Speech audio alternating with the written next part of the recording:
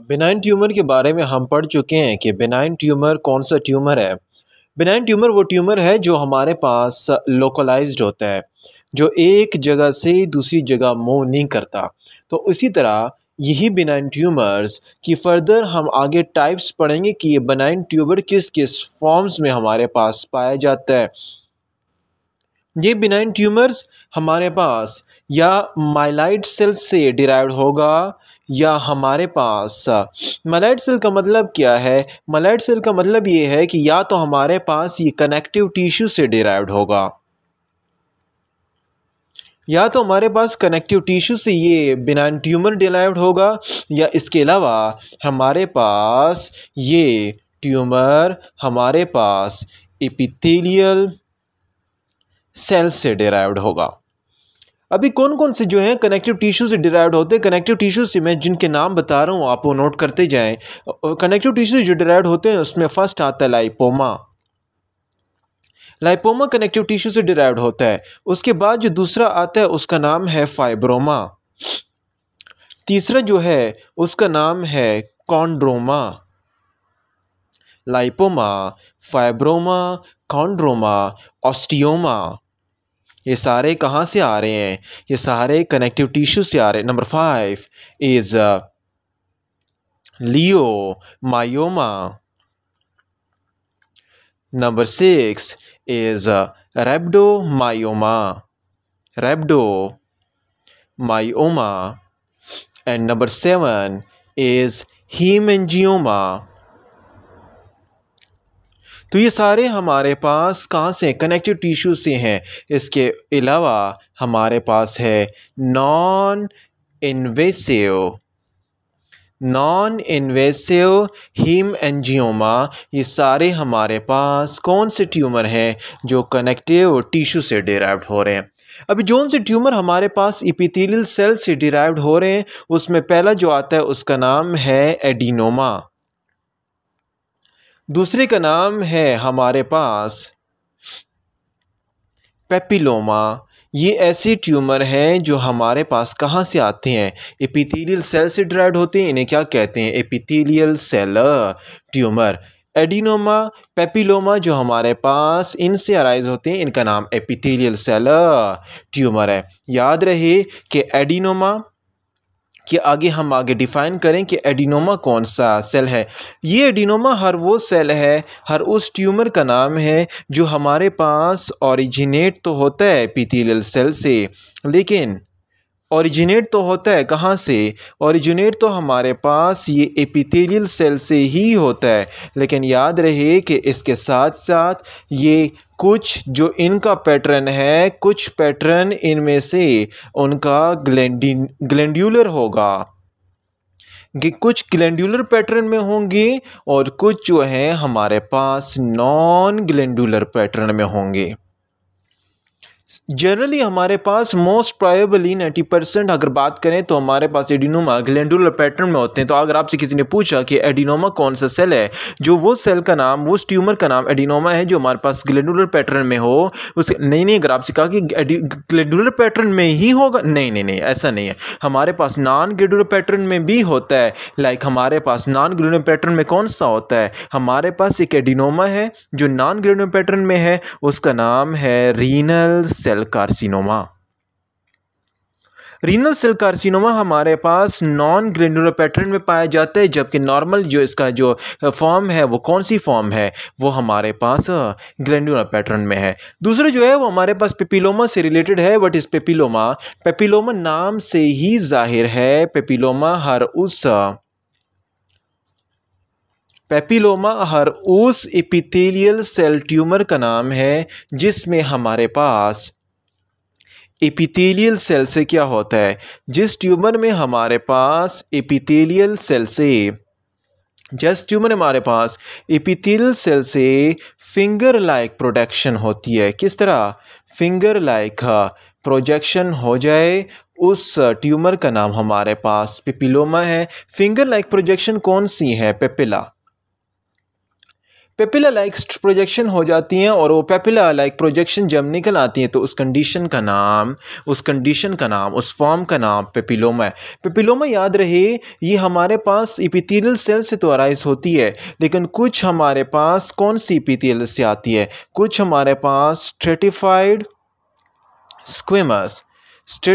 Squamous epithelial से arise होती है, और वो जो स्ट्रेटिफाइड स्क्वेमस से अराइज तो उसे पेपिलोमा कहेंगे। लेकिन कुछ इसके साथ साथ हमारे पास यूरेनरी के जो ट्रांजिशनल एपिथेलियम है वैसे ही अराइज होती हैं, तो उसका नाम हमारे पास क्या है, यूरोथेलियम। तो कुछ हमारे पास यूरोथेलियम से अराइज होती है जो यूरेनरी ट्रांजिशन एपिथेलियम की फॉर्म में है, तो उसमें भी पेपिलोमा मौजूद होता है। तो यहाँ तक आपको इतना पता होना चाहिए, पेपिलोमा हमारे पास projection like finger like projection है, एपिथेलियल सेल से अराइज होता है, स्ट्रेटिफाइड स्क्वेमस एपिथेलियल से भी और यूरोथेलियम से भी अराइज होता है। This is all about benign tumour के एपिथेलियम से जो अराइज होते हैं। फिर मैं बता दूं ये लोकलाइज ट्यूमर है, और ये साथ या बात करें तो वेल डिफरेंशिएटेड है, और इसके दो टाइप्स है, माइलाइड टिश्यू कनेक्टिव टिश्यू से कुछ अराइज होते हैं बेनाइट, और कुछ एपिथेलियल से। कनेक्टिव टिश्यू कौन से, लाइपोमा, फाइब्रोमा, कॉन्ड्रोमा, ऑस्टियोमा, लियोमाइमा, रेब्डोमाइमा, हीमेंजीमा और नॉन इन्वेसिव हीमेंजीमा, ये हमारे पास कनेक्टिव टिश्यूज हैं। कुछ एपिथेलियल से हैं, उसका नाम एडिनोमा है और पेपिलोमा है। एडिनोमा की अगर बात की जाए तो ओरिजिनेट तो एपिथेलियल सेल से होता है, लेकिन किसी का पैटर्न हमारे पास ग्लैंडुलर पैटर्न होता है, किसी का हमारे पास नॉन ग्लैंडुलर पैटर्न होता है। नॉन ग्लैंडुलर पैटर्न की बात करें तो हमारे पास रीनल सेल कार्सिनोमा होते हैं, और इसी तरह पेपिलोमा की बात कीजिए तो epithelial cell like finger like projection है जो पेपिलोमा जिसे कहा जाता है। कुछ स्ट्रेटिफाइड स्क्वेमस एपिथेलियल और कुछ हमारे पास यूरिनरी ट्रांजिशनल एपिथेलियम से अराइज होते हैं। इसके बाद अगला जो टॉपिक है, what is the difference between lymphoma और ल्यूकीमिया, इसमें क्या फ़र्क है वो हम आगे बताते हैं कि लाइम्फोमा और ल्यूकीमिया में फ़र्क क्या है। लाइम्फोमा और ल्यूकीमिया की अगर हम डिफरेंस की बात करें तो यहाँ पर आपको पता होना चाहिए ये दोनों हमारे पास क्या है, मेलिग्नेंसी की कंडीशन है। लाइम्फोमा हर उस नियोप्लाज्म का नाम है, ये लाइम्फोमा नियोप्लाज्म की वो कंडीशन है जो नियोप्लाज्म ऑफ किसका है, हमारे पास neoplasm of immune system. Neoplasm of immune system, जो हमारे पास इम्यून सिस्टम का जो न्यूप्लाज्म है उसका नाम लाइम्फोमा है। और याद रहे ये हमारे पास सॉलिड होता है, ये सॉलिड और सॉलिड कोहेसिव होता है। सॉलिड कोहेसिव का मतलब क्या है, सॉलिड कोहेसिव का मतलब ये है कि ये रिस्ट्रिक्टेड होता है, restricted means attach to just lymphoid stem cell. सिर्फ और सिर्फ हमारे पास लाइम्फॉइड स्टेम सेल के साथ ही क्या होता है, हमारे पास अटैच रहता है। न्यूप्लाज्म इम्यून सिस्टम है और ये सिर्फ एंड सिर्फ कोहेसिव होता है, लाइम्फॉइड स्टेम के सेल्स के साथ अटैच होता है। और ये लिम्फोमा की डिफरेंट फॉर्म आती हैं। इसकी अगर हम फॉर्म की बात करें तो लिम्फोमा जो लाइम्फॉइड स्टेम सेल की अटैच, कुछ हमारे पास हैं जिनका नाम है हॉजकिन लिम्फोमा, जिसमें RS सेल होते हैं, रेड ब्लड सेल होते हैं, जिसमें RS सेल जिसे कहा जाता है, वो हॉजकिन लिम्फोमा आता है। And next one is non Hodgkin lymphoma, जिसमें वो RS सेल मौजूद नहीं होती। डिटेल से हम आगे पढ़ेंगे। इसके बाद तीसरा जो है उसका नाम है लिम्फोसिटिक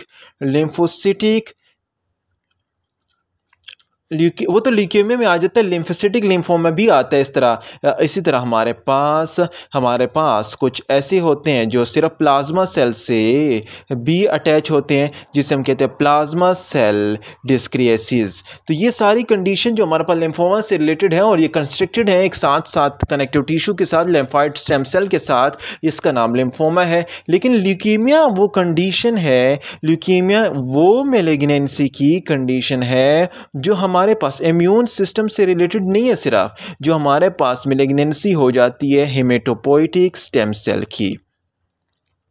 जब हमारे पास हेमेटोपोइटिक स्टेम सेल की हमारे पास क्या हो जाए, हेमेटोपोइटिक स्टेम सेल की मैलिग्नेंसी हो जाए, उसका नाम ल्यूकेमिया है। ल्यूकेमिया हमारे पास माइलाइड हेमेटोपोइटिक स्टेम सेल में दो किस्म के सेल होते हैं, एक थे माइलाइड स्टेम सेल। आगे हम डिटेल से इसके बारे में पढ़ेंगे नेक्स्ट लेक्चर में, अभी थोड़ा बहुत इंट्रो है। एक है माइलाइड स्टेम सेल और दूसरा जो है वो हमारे पास है लिम्फॉइड स्टेम सेल।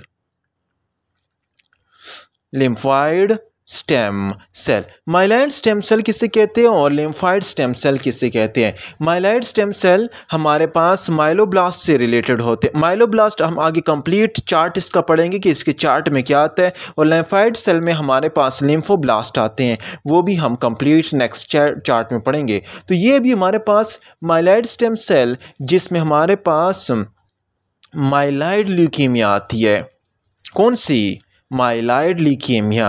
एक्यूट भी है, ये हमारे पास दो हो सकती हैं, एक का नाम है एक्यूट और दूसरे का नाम है क्रोनिक, वो भी हम आगे पढ़ेंगे। थोड़ा बहुत आपको इंट्रो का पता हो कि माइलॉइड स्टेम सेल से माइलॉइड ल्यूकीमिया निकलेगी और लिम्फॉइड स्टेम सेल से जो लिम्फोब्लास्ट जहाँ पर मौजूद हैं वहाँ पर लिम्फॉइड ल्यूकीमिया। उसका नाम क्या है? उसका नाम है लिम्फॉइड ल्यूकीमिया। और ये भी हमारे पास दो फॉर्म में हो सकता है, एक का नाम है एक्यूट लिम्फॉइड ल्यूकीमिया और दूसरे का नाम है क्रोनिक लिम्फॉइड ल्यूकीमिया। ये डिफरेंट फॉर्म में होता है, माइलॉइड भी होता है, माइलॉइड एक्यूट और क्रोनिक की फॉर्म में, और ये एक्यूट और क्रोनिक की फॉर्म में यहाँ पर पाया जाता है। याद रहे कि यहाँ पर हमारे पास क्या हो रहा है, हेमेटोपोइटिक स्टेम सेल से प्रोलिफरेशन हो रहा है किस चीज़ की?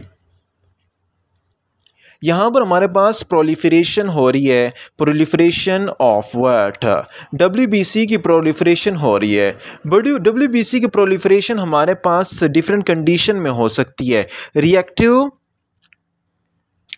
एक फॉर्म होती है, उसका नाम है रिएक्टिव प्रोलिफरेशन, ये रिएक्टिव फॉर्म में भी हो सकती है, और दूसरे का नाम है नियोप्लाज्मिक या नियोप्लास्टिक प्रोलिफरेशन। रिएक्टिव प्रोलिफरेशन जिसमें हमारे पास इन्फेक्शन की रिएक्शन हो जाती है वो रिएक्टिव, और दूसरा हमारे पास नियोप्लास्टिक प्रोलिफरेशन हो जाती है। तो ये सारी ऑल अबाउट हमारे पास थोड़ा बहुत डिफरेंस मैंने बताया, थोड़ा बहुत इंट्रो बताया ताकि आपके पास थोड़ा बहुत आइडिया हो इसके बारे में कि लिम्फोमा और ल्यूकीमिया में फ़र्क क्या है। लिम्फोमा हमारे पास न्यूप्लाज्म ऑफ इम्यून सिस्टम है, इम्यून सिस्टम में T सेल, B सेल वगैरह आते हैं, हॉजकिन, नॉन हॉजकिन और लिम्फाइडोसिटिक लिम्फोमा आ जाता है, प्लाज्मा सेल्स भी आ जाते हैं जिसके एसिड जिसे आगे कहते हैं वो कंप्लीट डिटेल्स आगे पढ़ेंगे। इसके बाद ल्यूकीमिया एक ऐसा रिएक्शन जिसे मैलिग्नेंसी और मेटापोटिक स्टेम सेल जो माइलॉइड भी हो सकती है और लिम्फॉइड, माइलॉइड सेल्स होती हैं, एक्यूट और क्रोनिक दोनों हो सकता है। और लिम्फॉइड की अगर बात करूं तो यहाँ पर lymphoid stem cell, lymphoid cells की ल्यूकीमिया हो जाती है, तो ये भी एक्यूट और क्रोनिक हो जाता है। जबकि बात याद रहे कि इसमें प्रोलिफरेशन ऑफ WBC हो रही है, वो रिएक्टिव भी हो सकता है और नियोप्लास्टिक भी हो सकता है। This is all about lymphoma और ल्यूकीमिया के बारे में पढ़ चुके। इससे पहले हम बिनाइन ट्यूमर के बारे में पढ़े, एपिथेलियल के कौन से हैं, माइलॉइड के कौन से हैं, एपिथेलियल के एडिनोमा और पेपिलोमा है। पेपिलोमा हमारे पास स्ट्रेटिफाइड स्क्वेमस हैं और यूरोथेलियल से यूरोथेलियोमा है, जबकि हमारे पास माइलॉइड स्टेम सेल से माइलॉइड की जो ट्यूमर है लाइपोमा, फाइब्रोमा, कॉन्ड्रोमा, ऑस्टियोमा वगैरह वगैरह वगैरह, वो सारे हमारे पास बिनाइन ट्यूमर से आते हैं। थोड़ा बहुत इंट्रो आपको पता होना चाहिए। अभी आगे हमारा जो नेक्स्ट टॉपिक है वो हेमेटोपोइटिक स्टेम सेल से रिलेटेड है कि हेमेटोपोइटिक स्टेम सेल में हमारे पास कैसे प्रोलिफरेशन हो जाती है और कैसे ये एक्शन परफॉर्म कर लेते हैं और कैसे यहाँ से हमारे पास एक्यूट बनते हैं और कैसे क्रोनिक बनते हैं।